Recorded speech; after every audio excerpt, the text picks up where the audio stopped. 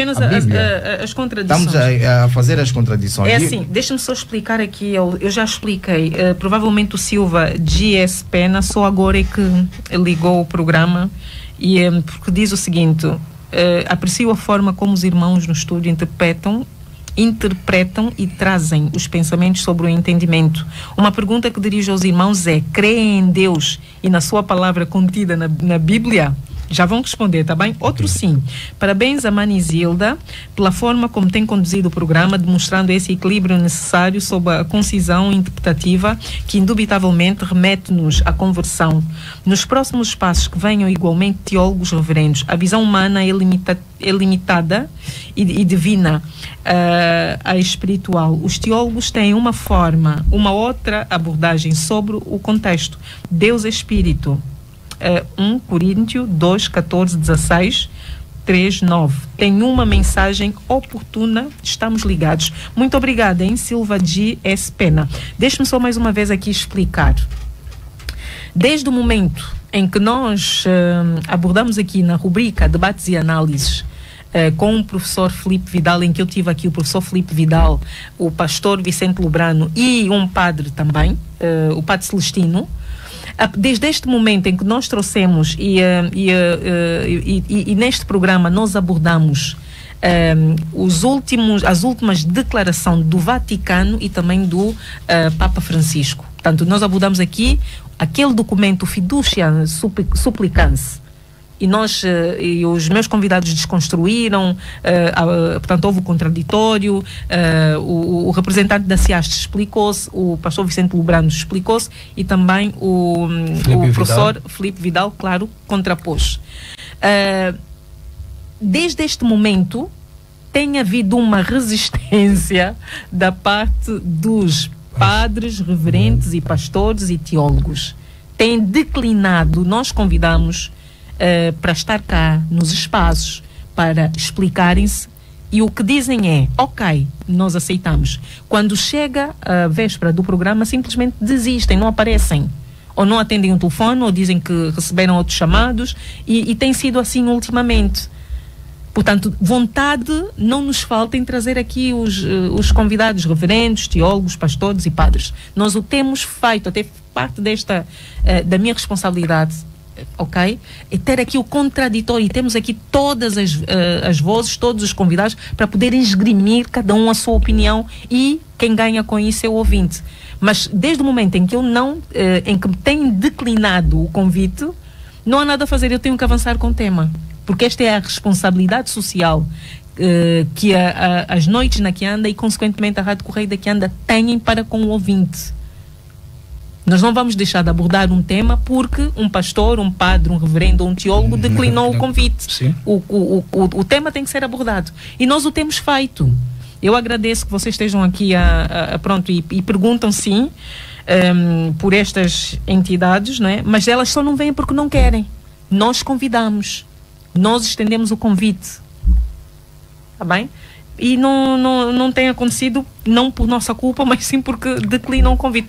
De qualquer das formas, o tema tem que ser abordado. E neste momento eu tenho aqui o Martinho Pedro, que é sulfúrico, psicólogo e também músico, e também tenho aqui o mestre Cabuenga, que é cientista Mukongo, da Escola de Sabedoria aqui no Chima.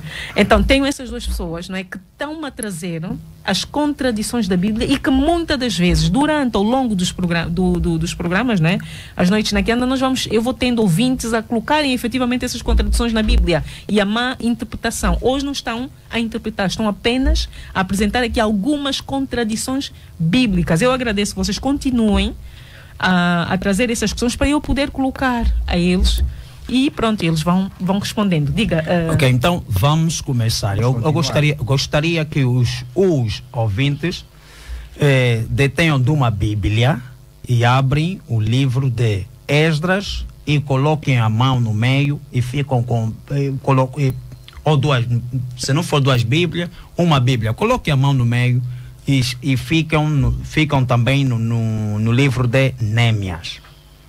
No Esdras, vamos pegar o Esdras 2, eu vou ler o Esdras 2 e vou ler o Némias 7. Esdras 2.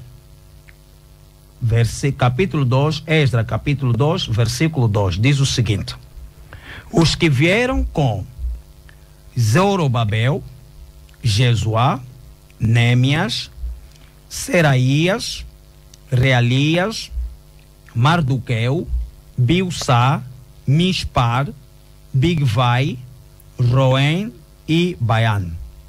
Em Nêmias 7:7. Os que vieram com Zorobabel, Zeua, Nêmias, Azarias, Reamias, esses dois não aparecem no Esdra, tá, o Sereias também não aparece no Nêmias, mas isso não é o caso. Vamos para os números. Atenção nos números, neste mesmo versículo de Esdra 2 e Nêmias 7. As mesmas pessoas, mas vamos começar a analisar nos números. Em Esdra 2, tem um senhor que ao começar está escrito filhos de Ara. Em Esdra 2 diz que os filhos de Ara eram 775. No livro de Esdras diz que os filhos de Aras eram 775. No livro de Nêmias diz que os filhos de Aras eram 652. Um diz o número e o outro está a dizer outro número.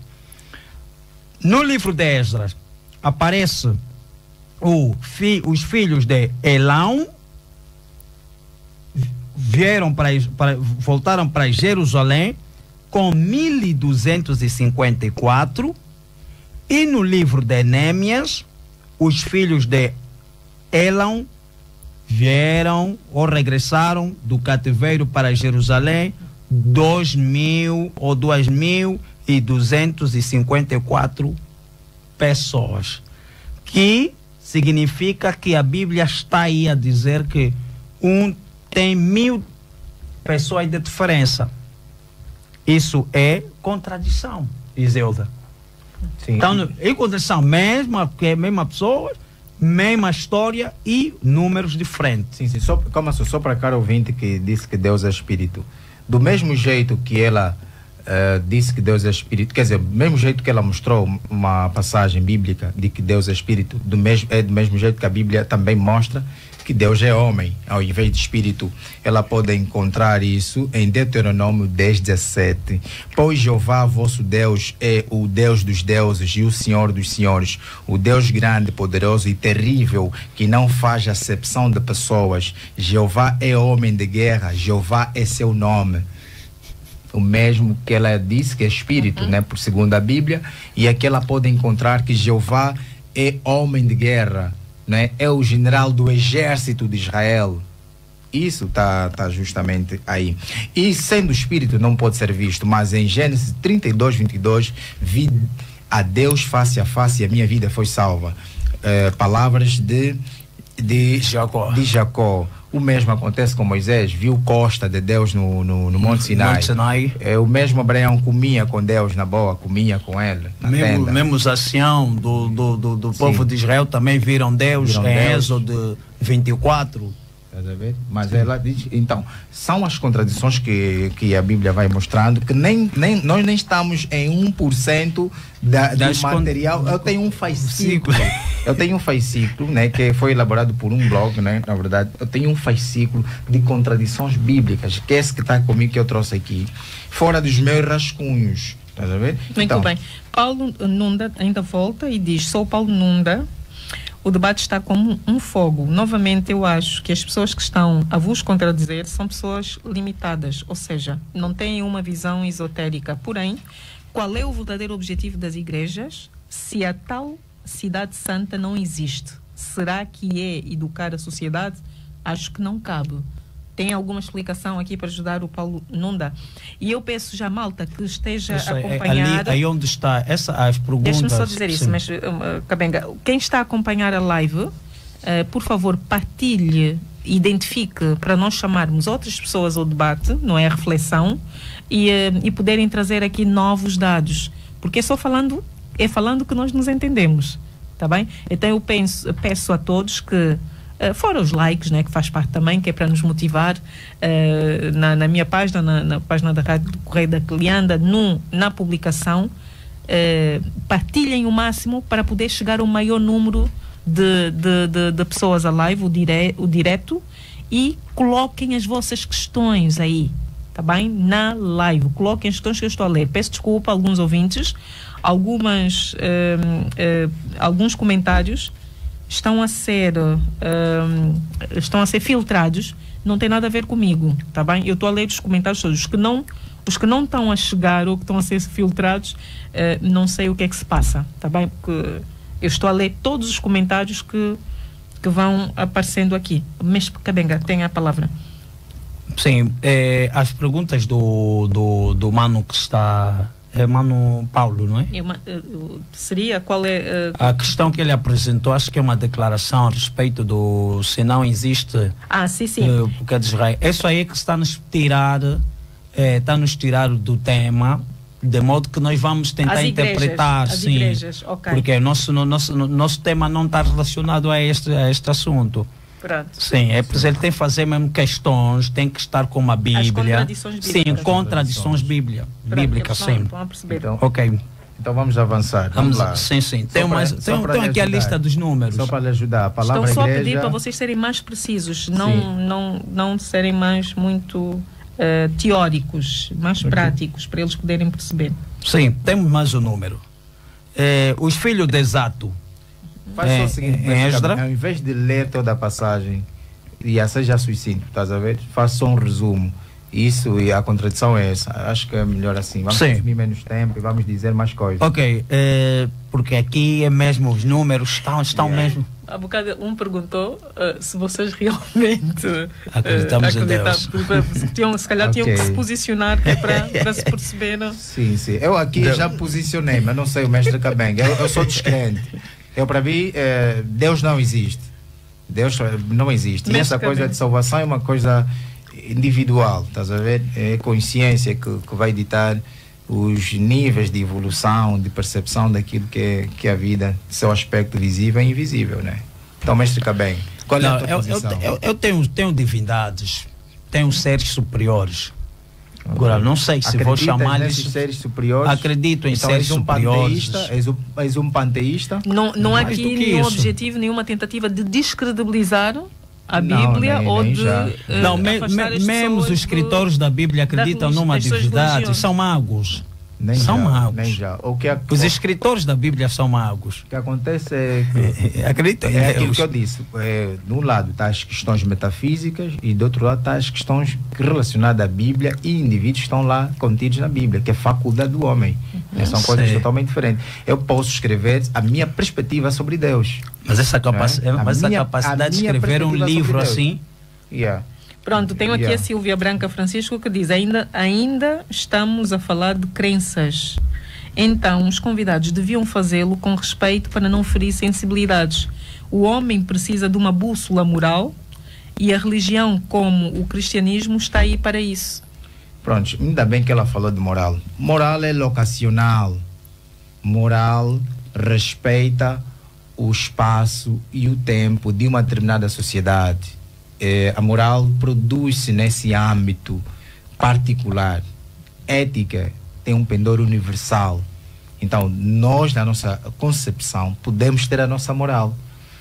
Entende? Se é imoral, se calhar, andar de peito fora numa determinada região, na outra é imoral, né? A gente vê isso. Há casas que tu não podes andar de boxe ou seminu lá, mas há outras que tu encontras a gente toda está na boa vontade. Então, questões morais são relativas. São questões relativas e locacionais. Tem aqui o Nelson Ambris que diz: os dois convidados está a fazer uma análise muito superficial e acho que realmente deveria ter aí um dos pastores ou teólogos para realmente nós termos uma análise das supostas contradições da Bíblia. Era ótimo, Nelson Ambris, eu também gostaria muito de tê-los aqui, se eles se disponibilizassem. Eu sei, mas é só para dar uma chega aos nossos ouvintes. que a gente não está a fazer aqui interpretações, mas sim estamos a ditar as contradições da Bíblia. Agora, só para mostrar aos ouvintes que nós somos capazes de interpretar a Bíblia ou de explicarmos explicar o que está a acontecer ali, principalmente a estes livros que eu estou a ditar, de Esdra e de Neemia, eu sei o porquê que aconteceu desses números serem trocados. Por quê? Sim, eu sei porque que aconteceu. Quem escreve o registro, quem registrou o povo que veio do cativeiro foi Esdras. E Neemias encontrou escrito depois de muito tempo, já depois do templo ser construído. E o que aconteceu na redução dos nomes e no acréscimo dos nomes? Foi através de um registro que o próprio Neemia tirou. Então, nós podemos, eu tenho, não sei se o Martinho tem esta, mas eu tenho também a autonomia e tenho o conhecimento hermenêutico da Bíblia de interpretar essas passagens, mas só o que me trouxe ao tema hoje é contradições da Bíblia. Simplesmente só estou a editar as contradições da Bíblia. Agora, se o ouvinte ser modesto, perguntar, não é? Se o que acham disso, será isso Cabenga, vamos logo no assunto. Foi assim, colocado propositadamente sim, ou como? Alguns ouvintes é que estão descontextualizados. Sim. É que estão descontextualizados. Então vamos continuar a fazer o que nos trouxe aqui. O Nelson Brice está a identificar o teólogo Sicanouk Monteiro. Boa, identifiquem outros mais. Sim. Também identifique. Mas que eles sejam, sim, eles têm que... Vamos continuar. Temos agora outra contradição. Já aí no números, eles podem ler todo o livro de Esdra e Neemia, vão encontrar os barulhos Esse lá. ultrapassa. Agora vamos para Atos 7:9. Paulo, quando se encontra com a luz no caminho de Damasco, diz o seguinte: os companheiros que estavam com Paulo ouviram a voz, mas não viram a luz. Mas, quando Paulo dá essa explicação em Atos 22:9, ele contraria. Ele diz o seguinte: os que estavam comigo viram a luz, mas não ouviram a voz. Podem ler. Isso é uma contradição. Ok, então vou continuar também aqui. Continua aqui, vai lá. Satã provocou Davi a fazer um censo de Israel. Primeira de Crônicas 21:1. Deus sugeriu Davi a fazer um censo de Israel, segunda de Samuel 24:1. Então, a verdade é, então, vamos nos questionar, quem é quem citou Davi? Quem citou Davi a fazer o censo de Israel? Satanás ou Deus? Davi pagou 50 ciclos de prata por gados e pelo terreno, segunda de Samuel 24:24. Davi pagou 600 ciclos de ouro pelo mesmo terreno, primeira de Crônicas 21:25. Afinal, o Davi pagou quantos ciclos? 50 ou 600 ciclos? Saul cometeu suicídio, quer dizer, Saul morreu 3 vezes, vamos aqui perceber, segundo a Bíblia. Saul cometeu suicídio, primeira de Samuel 31:4-6. Primeira de Crônicas 10:4-5. Saul foi morto por um amalecita, segunda de Samuel 1:8-10. Saul foi morto pelos filisteus, segunda de Samuel 21:12. Afinal de contas, como é que morreu Saul? Tem ou não contradição aqui? É preciso hermenêutica para perceber isso. É preciso interpretação para perceber isso quando as coisas estão claras. Saul tentou consultar o Senhor. 1 de Samuel 28:6. Saul nunca fez tal coisa. 1 de Crônicas 10:13-14. Afinal de contas, Saul tentou consultar ou não? De um lado diz que sim e o outro diz que não. Há ou não contradição aqui? Israel dispõe de 800.000 homens aptos para manejar espadas, enquanto que Judá dispõe de 500.000 homens. Isso é 2 de Samuel 24:9.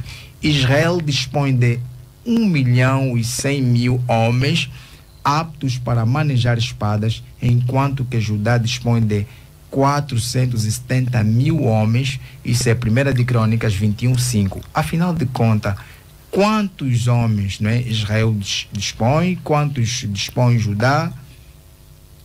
Há ou não contradição aqui? Tá aí os ouvintes. Foram levados 5 homens dentre os mais íntimos do rei, segunda de Reis 25, 19 e 20. Foram levados 7 homens dentre os mais íntimos do rei, Jeremias 52, 25 e 26. Mas quantos homens foram levados? E outra coisa, para essa questão do cristianismo, sei, as pessoas que você tem em Cristo como imagem, não sei o que, tal, tem aí, João 12, 47. Eu não julgo se não ouvirem a minha palavra. Esse é o resumo que eu fiz. Palavra de Jesus Cristo, segundo João. Vou introduzir aqui os telefonemas para eles colocarem questões também. Posso terminar essa passagem, né?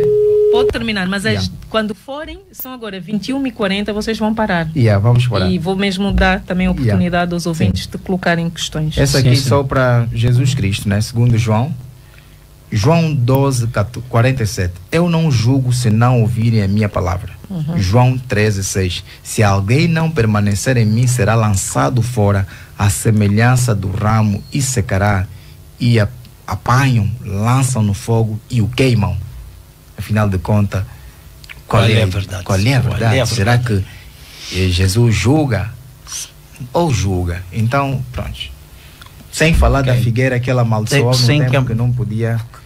Né? Porque na figueira diz que, em Mateus diz que a figueira secou no mesmo instante. Exatamente. Do que ele diz.